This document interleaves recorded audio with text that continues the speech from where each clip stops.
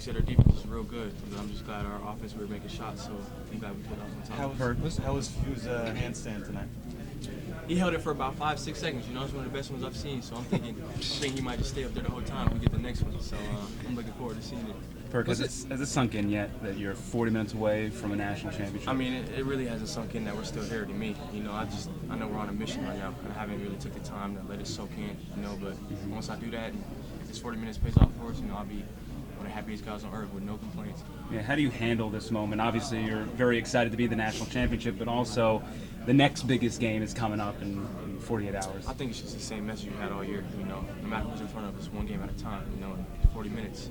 So doing that and sticking to the right things and playing for the right reasons, executing the game plan, we'll be in good hands. What can you say about Zebo and his effort? Yeah, I mean, Zebo was huge for us tonight. I mean, he's been an X factor for us all year. You know, I'm confident he would start anywhere else in the country. You know, it's just unfortunately he's playing behind J3 and Shimmick. He's two really good players. But I mean, that guy's really good, man. And blocking shots today, you know, hit that tough three for us to go one. You know, and his energy. You know, he's a guy who provides a spark for us. Him and Salas, and I'm glad I got that guy on the team. He's a guy who's not been starting for you, but he's you look on Draft Express and he's in the first round and stuff like that.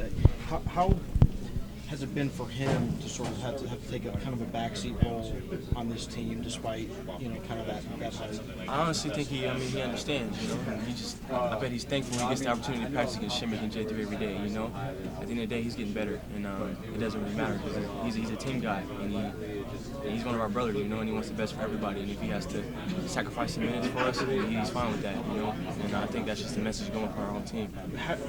Where would you rank him just in terms of pure talent and the players that he played with? Oh, I mean, easily top 3. You know, got the length, got the jumper. You know, very versatile. You know, he can guard too. You know, and in the summer he's blocking my shot a little too much. You know, for my liking. But I mean, he's a great teammate. That's the part that people don't really know. And I'm just glad that guy. Who were those other friend two? And a teammate. I'm sorry. Who were those other two? What?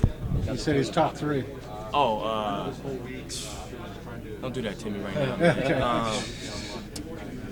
But he's in the top. Yeah, he's definitely up there, you know. But I played against some pretty. I went to Huntington Prep. You know, there's a lot of raw talent out there. That. Josh, was the foul on purpose? I mean, I know you were instructed to. Was it a I'm going to grab at this, and if I get the ball, I get the ball. If I get a foul. Exactly. I mean, I didn't necessarily mean to foul him, but I was going to be aggressive. If they called it, so be it. But if not, I was going to be there to contest his shot. You were not going to let him shoot? And if he was going to shoot motion, I'm getting my hands out of there. But at the minimum, no, not getting a good look up. Was it tough to keep an edge this week? Everybody's saying, "Oh, Gonzaga finally made it to the Final Four," that kind of thing. I mean, did you guys have a sense? No, never.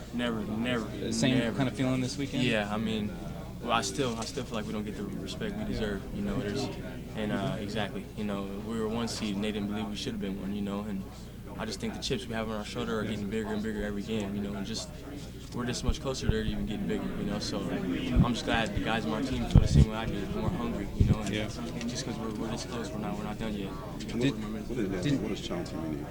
Oh, I mean, he means everything, you know. I mean, he's a guy who saw a kid who was hungry, and he let me know. So I mean, that's a guy I can call my big brother now, and a person I can talk to about anything, you know, not only basketball. And he shoot me a text for the game, you know, and that means the world that I have a person like that in my corner.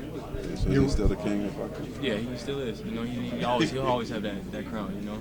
Yes. What does that neighborhood mean to you?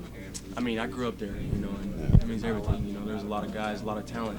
Unfortunately, we played against each other back then, you know, but I think now that we're old enough, we realize what happened, and we were playing to get each other better, you know, and now that we're not enemies, you know, we're in it together, you know, and I think people realize that. And, You're an No, go ahead. You're an undefeated team, and you're ranked behind 3 teams most of the season that have already lost games. Did you guys think about that? Did that weigh on you? I mean, at the end of the day, it's just a number, right. You know, and I think I'm just glad the guys in the locker room, you know, we talk about that, but I mean, it didn't matter to us, you know, we didn't get respect, and I think that's what fueled us, you know. Did you feel? I'm sorry. Did you feel certainly after you lost the home game to BYU, people were dismissing you, or was it before then too? Before then too, and even after then, they're like, you know, these guys are overrated. You know, they don't play a conference, they don't play anybody. Like, we hear it all, you know, but we don't pay attention to it. You know, everybody in this locker room, they're 17 deep, and 17 people believe. You know, and that's not including the coaches. They all believe too, and I think just the message the whole time is just stick together, and we can do this, and the sky's the limit for the group, and everybody bought into the system, and it paid off for us. For 40 You think minutes. that's because people don't see you, like they're in bed by the time your games are going? I mean, they don't see You're you. playing at Santa Clara or something. It's not Yeah, even on I national mean, TV or whatever. I don't know what it is. It's probably a combination of all that. But at the end of the day, we play whoever shows up, and we win. So we're doing our job. Does that drive you guys? Huh? Does that drive you guys? I mean, yeah, it's one of the driving forces. I think just how much we wanted. There's people who came here for a reason. I definitely committed to GU to be in this moment. I know Nigel, J3, and Jordan came here for that same reason. And Zebo, big time recruit coming. And Shimmick staying for another year. So I mean, everybody's hungry, and we want to do that for our school and for our city. And I think a combination of that and what people are saying and how much our coaches wanted and they give in, I think the time finally paid off for us. What's the good and bad in being from